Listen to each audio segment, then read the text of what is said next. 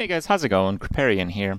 Today we begin a hardcore journey in Diablo 4. Now, I have played through the game, I've played through the normal game, softcore, I have gotten a character to 100, another like 94, 95, and basically it's just grinding out a few more levels.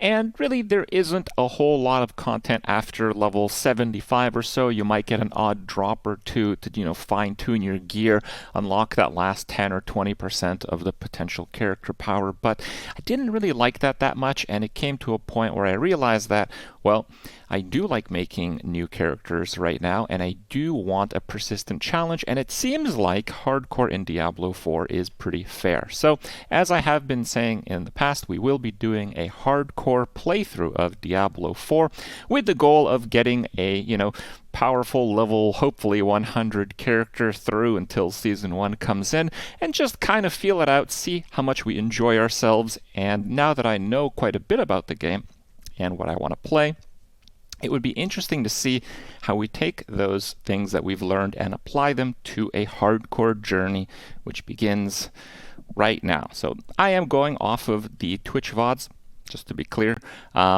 And I'm going to narrate them. It's obviously playing at double speed. I ended up making a necromancer. And I made a necromancer because I really enjoyed my last necromancer on softcore. It was based off of Ring of Mendeln. And while I like that playstyle, it's probably the strongest way that you can make a necromancer summon-ish build. It's not really a true summoner. Now, it being hardcore, I wasn't exactly sure how I want to approach it, but I wanted to make a build where I can utilize my summons more so than just, having them push forward my damage. I theorycrafted quite a bit about the most effective necromancer build, and I came to the conclusion that I'm going to make a build that is mostly bone spear. I know. But we do use minions in a very meaningful way. Now, I made a build kind of like this before the game came out, where I use like the Blizzard Skeleton Mages, and they give me a lot of essence back, which is the resource for the Necromancer, and it's going to enable me to cast Bone Spear quite a bit, to keep up vulnerable, to direct the minions so they go and attack stuff. And yeah, it was, I think, a pretty good build. RaiseQT actually made a very powerful build with kind of that starting point in mind, and he skewed his build to more of a Bone Spear damage basis. And the basis for this is that you sacrifice the Golem. If you sacrifice the Iron Golem, you get a 30 crit multiplier, and it's a crit multiplier.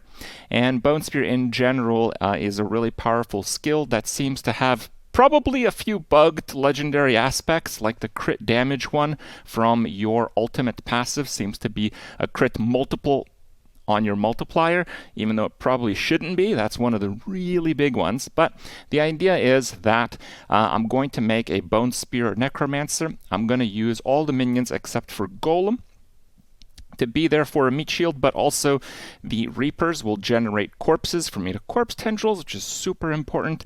The mages will be there to chill and freeze, giving me that layer of crowd control, even if I'm not controlling my character, which again, we're playing hardcore. We might disconnect at some point. We might disconnect eventually.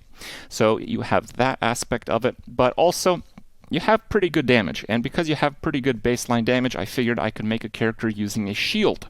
And that's not something I typically recommend out of Necromancer, but again, hardcore, we try to adapt what we learned in the normal game and push it into a different environment. So this is that character, and when you start off a character in hardcore, I first recommend that you play through the normal game and finish the campaign on softcore, because I think skipping the campaign is kind of a big deal when it comes to hardcore. The campaign actually offers some pretty dangerous encounters, while the rewards are not really worthwhile, let's be honest. So skipping the campaign gives you the option to transfer the campaign skip when you play a hardcore character, and I did want to go through with that. It actually unlocks the tree of whispers, which is kind of like the bounty system of Diablo 4, and it's pretty effective because the bounties give you additional experience for each of the completed tasks, and each one gives you a certain number of those points. When you get 10 points, you go to the tree, and it's kind of like an extra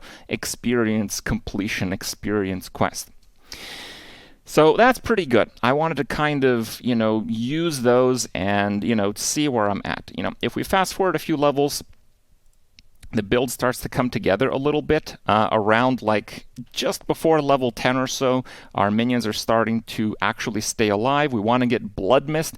Blood Mist is not really a skill that I want to be using on any necromancer unless I'm doing really high tier nightmare dungeons, but there's not really a whole lot of space on the bar. But we're playing hardcore, you have to have it. On softcore, when I was playing a necromancer, I put topazes in all my gear, and if I got crowd control, what I did is I just waited it out. And this is not really a strategy that you want to be doing in hardcore. While my necromancer very rarely died as a result of crowd control, it created those situations where you really couldn't do anything. And you need to have a little bit of a different approach when it comes to hardcore. Now, in terms of like itemizing and all that, at this point in the game, it's whatever you have. Whenever you're playing a character that has limitations based on resource, you want to be using your resource spenders with a two-hander so they do more damage. And yes, you're going to be using them roughly as frequently.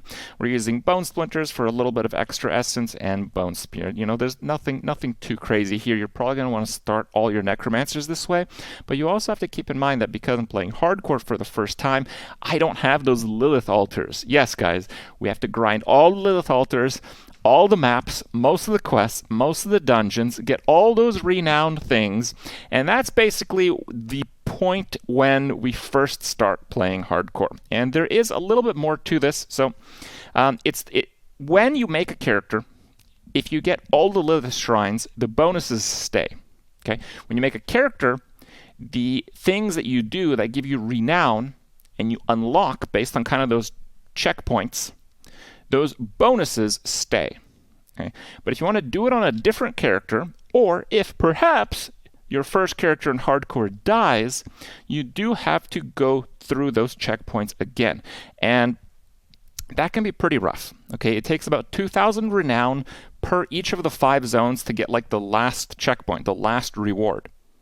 If you don't get that last reward and die, or again, choose to make a new character, or perhaps next season comes out, you have to do this again, well, yes, you won't have to get the Lilith altars again for their bonuses, but you're going to have to get the Lilith altars for the renown that they give. You literally need to get the Lilith altars renown in order to get 2,000 renown per zone. So this whole thing of not needing to do the Lilith altars, it is going to be saved on Season 1 because they said that they're going to give you renown credit for the altars that you had done and the map exploration that you had done, in addition to giving you that reward again. So it's going to be a little bit better when the season actually rolls out. But right now, it is quite a challenge. And it is the real first challenge that I'm trying to tackle in Diablo 4. We have the different towns and the Tree of Whispers waypoints and the renown associated with having those waypoints in each different zone. I think it's like 25 renown per waypoint. And that's it. Oh, and the PvP zone, that's going to be pretty fun. We will have to go through the PvP zones in order to get those map completions and those Lilith altars. I believe there's 4 Lilith altars in the PvP zone. So right now, we're a pretty low-level character, but we're not going to be that powerful. We don't have the bonuses from the Lilith altars. We don't have the bonuses from the renown. So, when we're level 1, we have no skills. And we get to level 2, we get 2 skills. When I'm level 9, I think I have 8 skills. So, we're not just like speed running through the passive tree. I believe it is around level 9 or 10 where I start to actually get quite a lot of power from my minions. One thing that I noticed is that the Thorn's passive is actually really strong. Areas where you start to struggle is when you kind of get masked by a bunch of minions or a bunch of monsters, and usually in those situations, those monsters don't have a lot of health. So your Thorn's damage, which 30% of that gets transferred to each of your minions, that actually starts to play a role. It's kind of like an AoE damage. Now, in terms of like leveling strategies, I'm trying to be mindful of 1, where the Lilith altars are, 2, the Tree of Whispers directing me to do different dungeons that are still level appropriate. Even though I have, each of the main city hubs unlocked, there's kind of like a level floor to each of the acts. And, right now, I don't even want to step into Act 2. It's going to be a little bit too much.